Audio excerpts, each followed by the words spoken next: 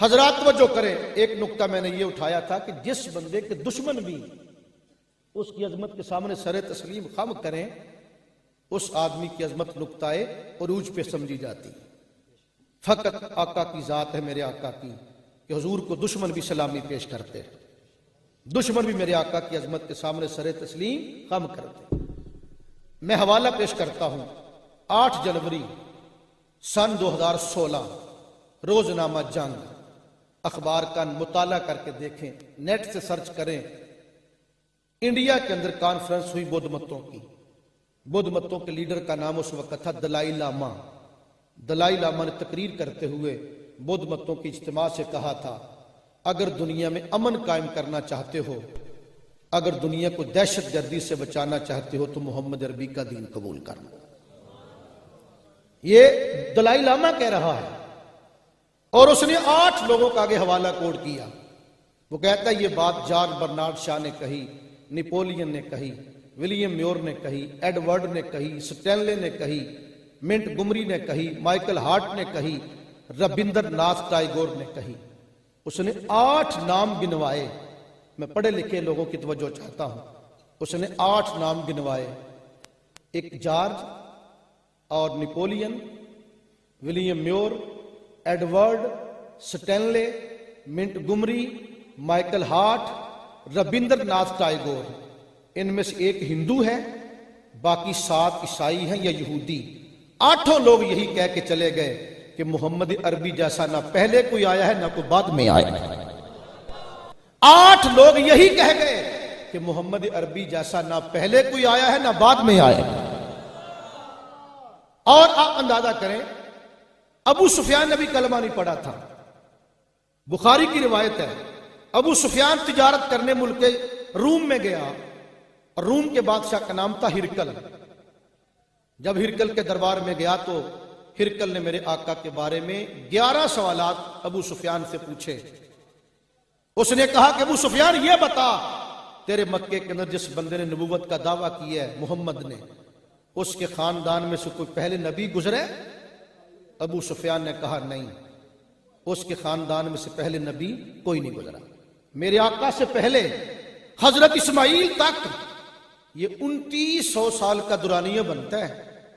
2900 सालों के अंदर अल्लाह ने और कोई नबी नहीं भेजा मेरे आका से पहले, इस्माइल के बाद। क्यों नहीं भेजा? जरा तवज्जो करना। अगर और कोई नबी आ जाता तो वो ये दावा करता कि काबा बना के जो दुआ मांगी थी इस्माइल ने, इब्राहिम ने, मेरे बारे में थी। रब ने ये शुबा ही पैदा ना होने दिया। रब ने और कोई भेजा ही ना। 3000 साल के बाद एक ही भेजा, पर सबका इमाम बना के भेजा था। और अबू सुफियान ने से दूसरा सवाल उसने किया, ये बताओ उसके खानदान में से कोई बादशाह गुजरे? अबू सुफियान ने कहा नहीं, उसके खानदान में से बादशाह भी कभी कोई नहीं गुजरा।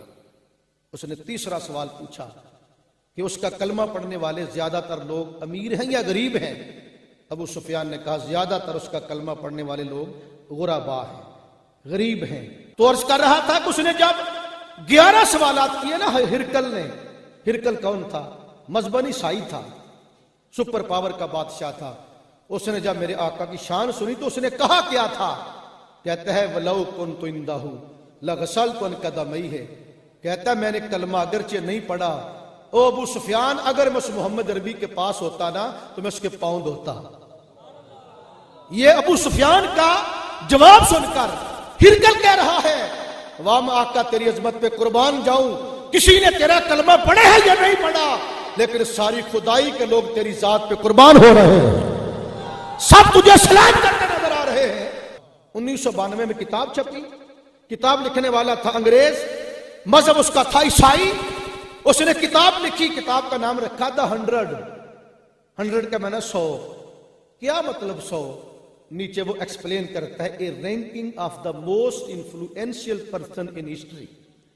वो कहता है पूरी दुनिया के अंदर 100 ऐसी हस्तियां जिन्होंने सबसे ज्यादा नाम कमाया, उनकी रैंकिंग करता है, दर्जा बंदी करता है, उनको नंबर देता है। कुर्बान जाए, कलमा वो ईसा का पढ़ता है, लेकिन नंबर पहला मोहम्मद अरबी को दे रहा। ये छोटी बात नहीं, कलमा वो पढ़े ईसा का, नंबर पहला दे मोहम्मद अरबी को। आगे लिखता है, my choice of Muhammad to lead the list of the world's most influential person in history may surprise some readers and may be questioned by others, but he was only man in history who was supremely successful in the both the religious and secular level. It is probable that the relative influence of Muhammad on Islam has been larger than the combined influence of Jesus Christ and St. Paul on Christianity. लफ्ज अगर English के पढ़े हैं लेकिन शान तो मोहम्मद अरबी की बयान हो रही है ना। मैं तर्जुमा करने जा रहा हूं।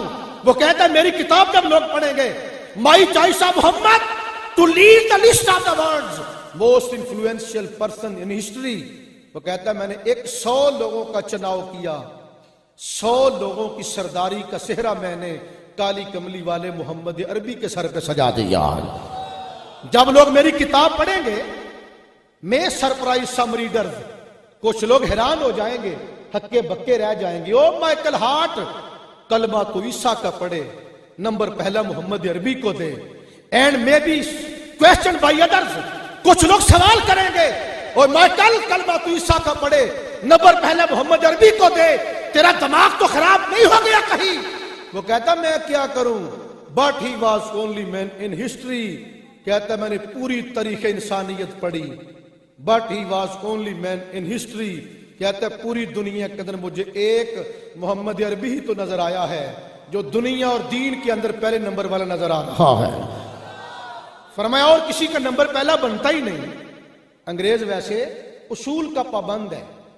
प्रोफेसर रफीक चौधरी कहता है मैं नॉर्वे गया तो नॉर्वे के अंदर जो बच्चों को अलाउंस दिया जाता है उस अलाउंस का नाम है उमर। मैंने पूछा तुम तो यार मुसलमान नहीं, उमर तो हमारा है, तुमने बच्चों के अलाउंस का नाम उमर क्यों रखा? तो नॉर्वे के पार्लियामेंटेरियन ने कहा, ओ प्रोफेसर रफीक चौधरी, हम अगरचे मुसलमान नहीं, उमर अगरचे तुम्हारा है, लेकिन बच्चों को अलाउंस देने की इब्तिदा उमर ने फरमाई थी। जब जारी अलाउंस करने वाला उमर है तो हम नाम क्यों चेंज करें? आज भी हजरत उमर का नाम नॉर्वे की पार्लियामेंट के अंदर दर्ज है। ये शान है खिदमतगारों की, सरदार का आलम क्या होगा। और फिर वो माइकल हार्ट लिखता है कि it is probable that the relative influence of Muhammad on Islam has been larger than the combined influence of Jesus Christ and St. Paul on Christianity. वो कहता है मैं ईसाई हूं। माइकल कहता है मैंने ईसाइयत का मुताला किया, मेरे दीन के अंदर ईसा और सेंट पॉल को इकट्ठा खड़ा कर लिया जाए, दोनों का मिलके भी उतना ऊंचा कद नजर नहीं आता जितना ऊंचा कद इस्लाम के अंदर अकेले मोहम्मद अरबी का नजर आता है।